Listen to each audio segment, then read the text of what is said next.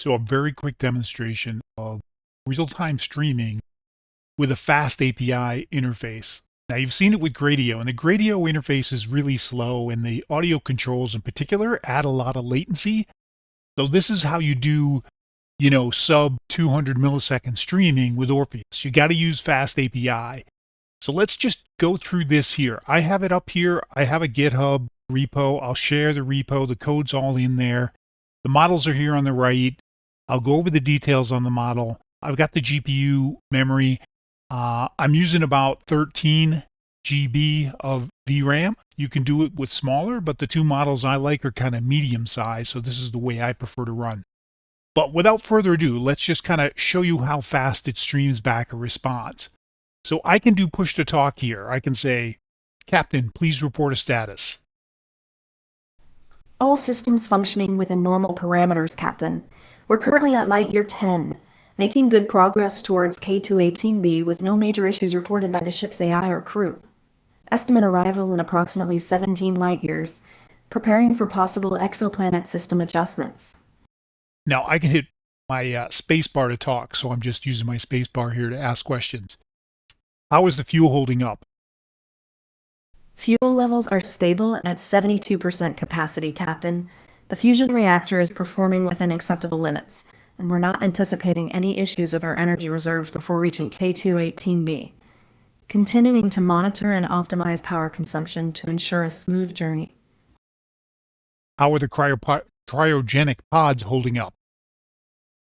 Cryogenic pods are functioning as expected, maintaining necessary temperatures for our 28 human survivors. Life support systems continue to monitor environmental conditions within the pods, with no anomalies detected thus far, preparing for possible life form adjustments upon arrival at K218b.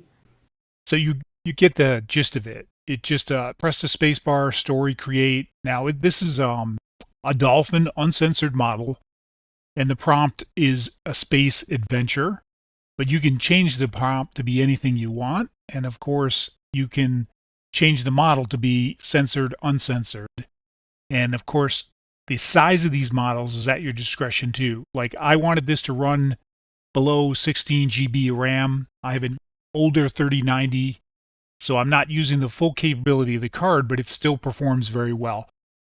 So I'm going to share the GitHub. The GitHub has a complete README. You can go through that on how to set up the fast API and how to activate the code. But I want to draw your attention to the LLM setting. So a lot of the feedback on the board is because people aren't paying attention to these settings over here for inference and load. You want to make sure that you understand to use the all setting, and you make sure this is on rolling window for the context overflow.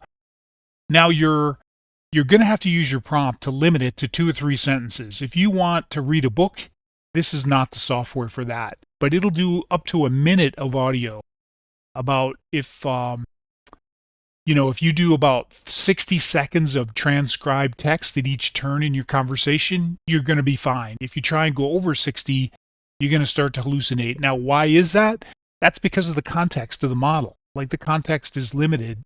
It isn't going to process larger than that context. So what you want to do is kind of pay attention to these settings. I'm going to include those screenshots for inference and load.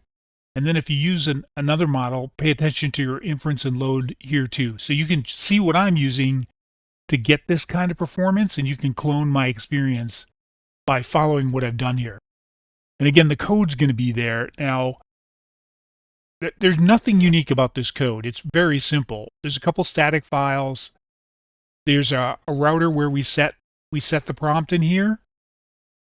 And then there's the main file where we kind of, and maybe I'll include an LLM notebook or notebook LM code walk for those of you who want the real details behind each of these files.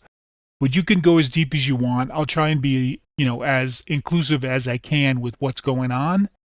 And of course, there's a requirements.txt here too. So basically take Python 3.8 or better, pip this requirements.txt, clone the repo, and then you're going to run you're going to do the README, and you're going to run main.py to start this up. You're going to be able to go ahead and chat.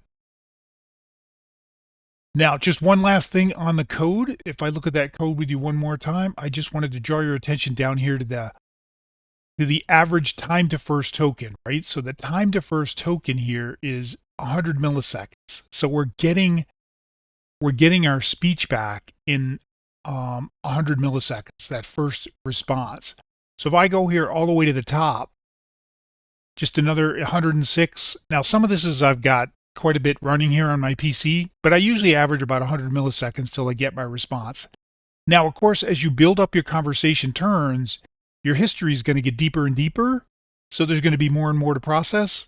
But in general, I find it stays right about 100 milliseconds till it gives you back that first token. So I can go, well, have a great trip. See you soon here on the exoplanet. Thank you, and it's my pleasure to bring hope to those survivors. Looking forward to our arrival at K218b and ensuring a successful transition for humanity. Safe travels, and we'll see each other soon. So a 101 there. So still pretty performant.